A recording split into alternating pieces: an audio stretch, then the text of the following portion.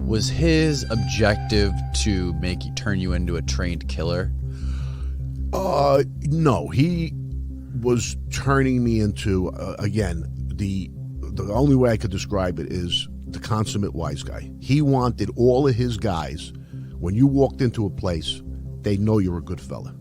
And not because you're banging the place up or getting in fights, just the way you carry yourself and the way you talk to others, the way you dress, the way you tip. There's a whole bunch of things, and he taught me every one of those. He never walked into a restaurant where he didn't give the maitre d' a 10. And then again, this is back 30 years. Maybe we give him 20 now, I still do that, The person that took me to the table at Burns, I tipped her. Yeah, it's just, she walked me to the table, and she was shocked. But, so you had to be able to kill and hurt people when they had to be hurt, So, yeah, there's a grooming, and I tell you, baby steps. The first hit that I was even privy to in any way, shape, or form, I was asked to give a guy a flat tire. Okay, he gave me the ice pick, and that morning, very early in the morning, I gave the guy a flat. I didn't think none of it. I thought it was silly. I thought he parked in his place or in his driveway or did something disrespectful, and he just wanted to give the guy a flat. The next day in the newspaper, man killed fixing flat tire. So was shot. And I didn't say anything to Greg about it. I read it. I knew it. I knew it was the car I gave the flat to. But I think it was my first little test. You don't have to wear those. You can take them off. You sure? Yeah. Yeah. Okay. Yeah. That was my first test, where if I would have came in like panicky, or Greg, is that the same car? Like nervous, but I knew better, and I was probably only 20, but I was already around these guys. They treat me like an equal. I go everywhere with Greg. He's bringing me to meet other bosses, other captains. So I just know. Okay. A few months later, he asked me to go buy a shovel. I buy the shovel. A year goes by, 6 months. It's not like we're killing every day. Somebody's got to go, and it's Tony Frezza. So me and Gregory have to go buy shovels and dig a hole. Okay, that's what I said. The hole was already dug. Okay. Was that the first murder you witnessed? Yeah, that would be the first one that I was really, really privy to. That I actually brought him to his demise. But the later on, the first one that I was a crash car now, and I was right on the scene, and I saw the guy getting popped, and they jump in the car and drive away. So that's what I'm saying. They don't ask you to pull the trigger for quite a while until you've been around enough of them that you're kind of desensitized to it by the time you actually it's hard to use words. That's a great word to use. It's sad to say, but that's a good word. You do get desensitized. That's a great way to put it, because I fumble over that to say how it's possible. Right. Especially growing up the way I did from a normal family. One of the cops on my case, Tommy Dades, a dear friend to this day, said in an interview, one of those interviews among cops where they're trying to figure out, the mind of a killer or whatever you want to call it. And he said, he used me, he says, if a sweetheart like Larry Mazza could do it, anybody can do it. So, it's how you're brought up. And here's the other thing you got to realize. We're recruited at a very young age, where you're maybe easily misled or you like the cars, you gravitate, you like the Cadillacs, you like all the money, and you don't really know the bad side of it. So you're recruited at 15, 16, 17. I was 17. There were guys that were younger than me that were coming into the club. My point is, all these years later, they can't recruit me. Nobody could recruit me to do something like that. I know better. I mean, I learned the hard way in some ways, but I would never. I wouldn't. The hitman thing is another myth. I'm not a hitman. The newspaper one day put an article out, hitman to testify against what do they call him? A G-man. G-man. Hitman to testify against G-man. Because I wound up, that was my saving grace at the end. I mean, I made a deal with the government, but basically it was about the corruption. Because all their cases were going to get blown out of the water. You know, so... whose cases were going to get blown out of the water? Well, all the guys that were going to be going to trial, it came out now that Greg, my boss, was an informant for 30 years. So we didn't know who it was, who he was getting information from. We thought it was either a cop or somebody on the other side during the war, which I'll explain to you further. So we knew there was somebody. But now he admits, fast forward, while he's away, that he was a government informant. So he wanted leniency. Even at the very end, he wanted leniency after all the murders we did during the war. You know, and the judge says, no, can't do it, not this time. And he sentenced him to 10 years, which was life for him anyway. The aspirins, what were yeah. That was just not to get a headache? Was there anything else? We would go for a drink every night after the club. The aspirins and the liquor have a nice little effect? No, I think it's just so, if you drink too much, you get a headache. Yeah. He had the aspirins first, so he wouldn't get the headache. You know, you never turn on the family. You have to come whenever the family calls for you. They come first. No drugs. Obviously, omerta, no talking to the law. And no messing around with other people's wives or girlfriends. You know? So I learned that rule that day, but as the years went on, I also learned every one of those rules is broken. It's a facade. Wow. Everyone. There were so many guys dealing drugs, so many guys dealing with the feds. My boss himself was a 30-year informant. You know, that's like the coup de grace, the end of the story of my life, to find out that he was, an informant for 30 years. That's interesting. I had a guy on here. I think the only other guy that I've had on the show who was like previous Mafia was John A-Light. Yeah, Johnny, I know. And he was saying the same thing, basically. There's no... Yeah. Typically, they wouldn't let somebody else do it. If it came down to, and I'm going to tell you a story where I had to be killed, my own family would do it. They wouldn't allow the Gambinos to do it. And there's a reason. They figure they'll torture me, they'll make it real hard. You want them away, we'll get rid of them. We had a friend of ours, Tony Frezza, who used to like to go out and drink, and when he did coke, he got a little crazy, and he liked the coke. So he was in Sammy's club called Tally's, and he winds up getting out of hand, acting crazy, whatever. The owner, Joey D'Angelo was his name, tells him he's got to leave, and he's a good fella. Tony wasn't a wise guy, so he doesn't go. So now a couple of the guys bounces, they physically take him out.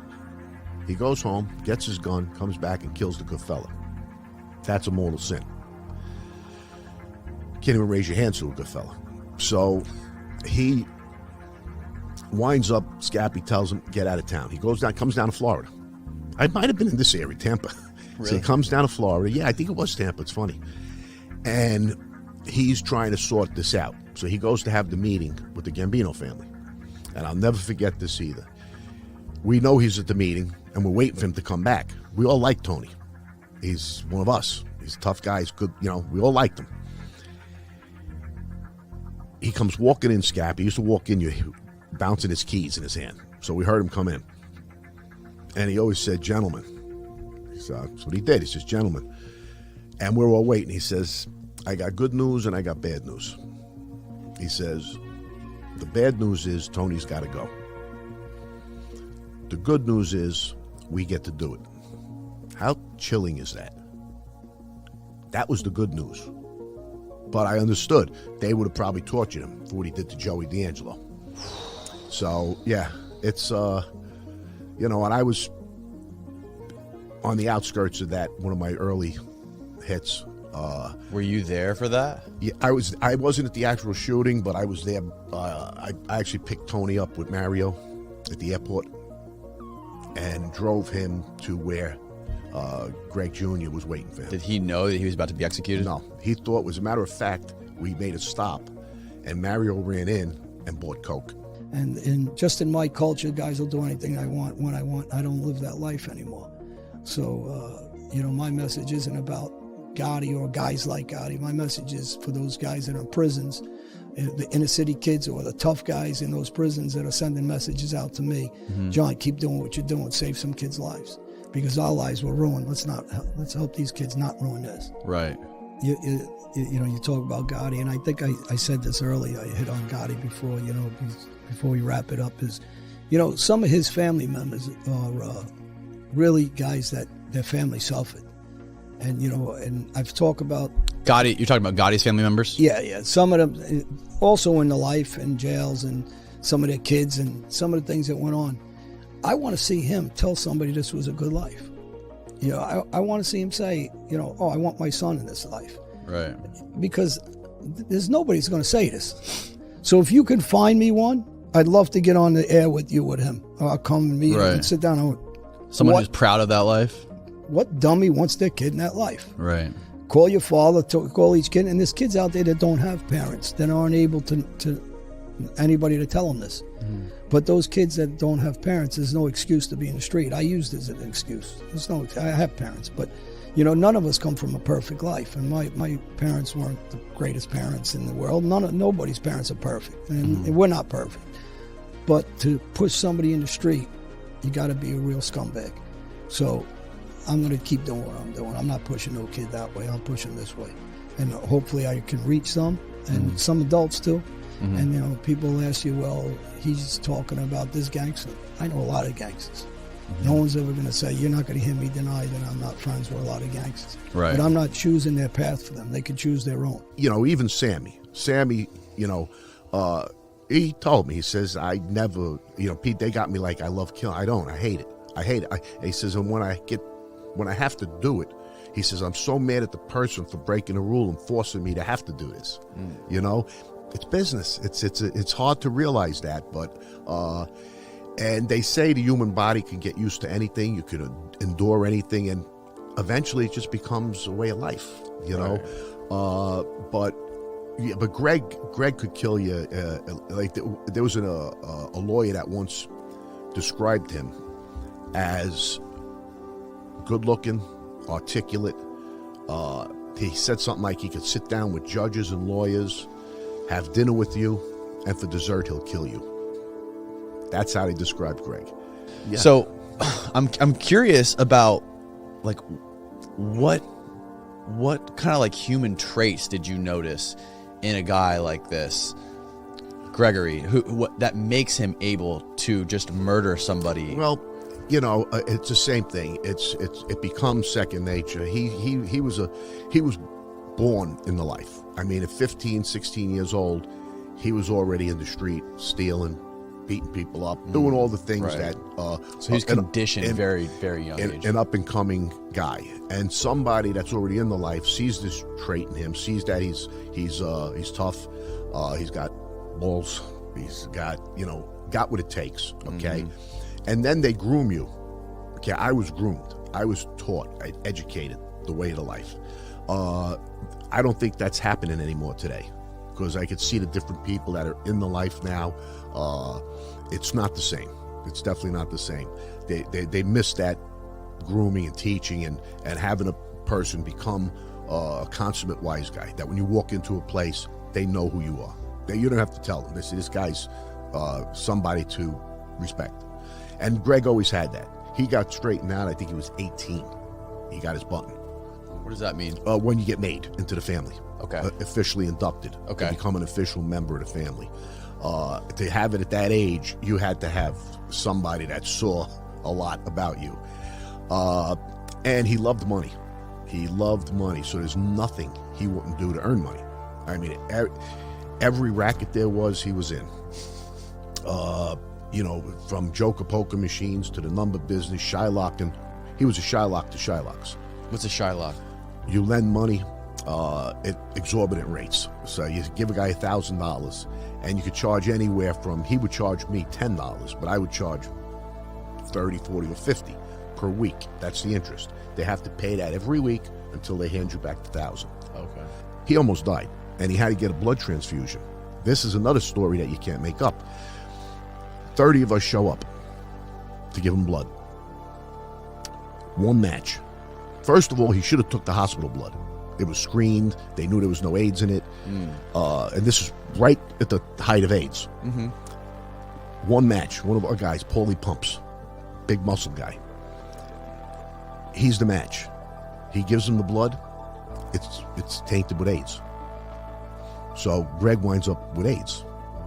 And Paulie got it from needles. He was steroids from Jesus. They would share them. Yeah, you know, he I always say it because again it's the way things are now. It doesn't even matter. But he wasn't gay.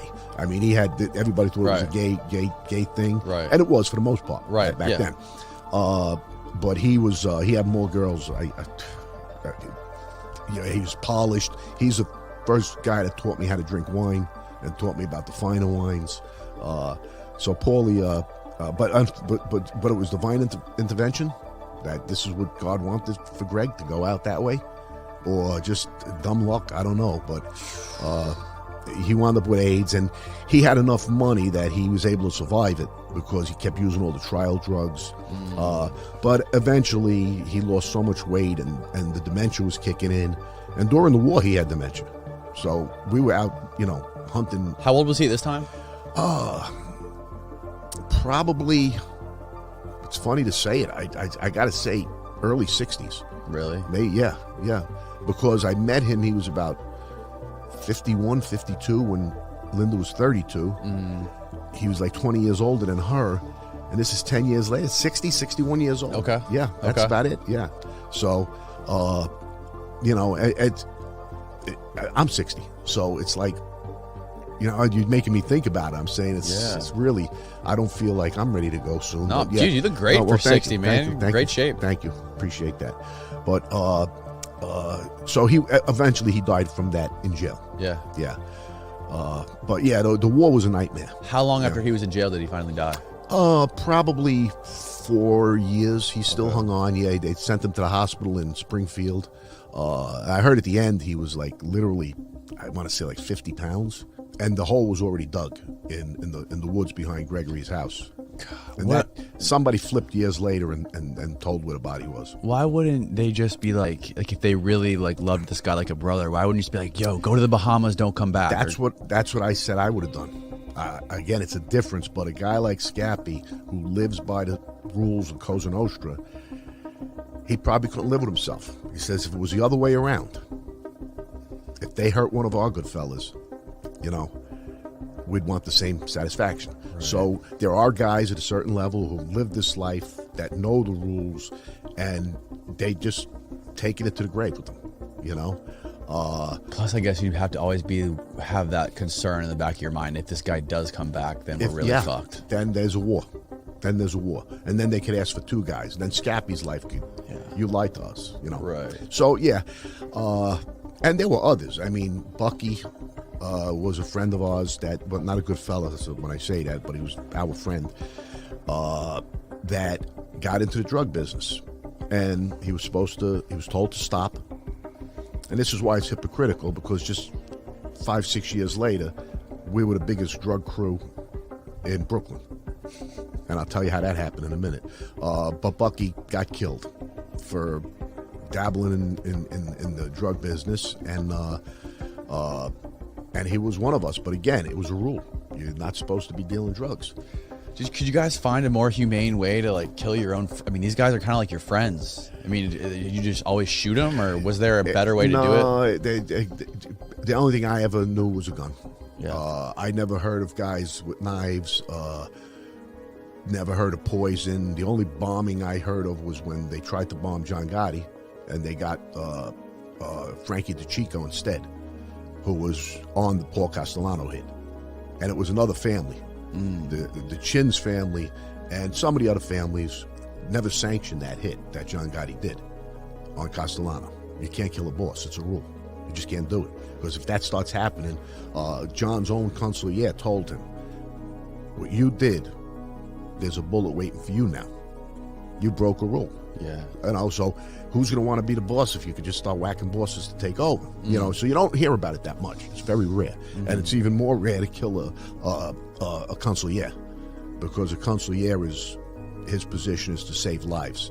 Right. And like that night with me, if it was our family, this was two different families. So, but if it was The conciliator, he's like the lawyer, the negotiator. The yeah, guy, but he's the mediator. He's not. He's liked and respected by all the captains and all the good fellas. Okay. Okay.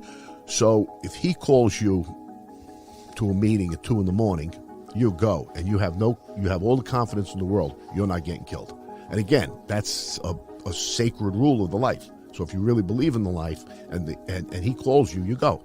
You know, that slipped over the years too, because guys in that position shouldn't have been in the position. They were cold-blooded killers.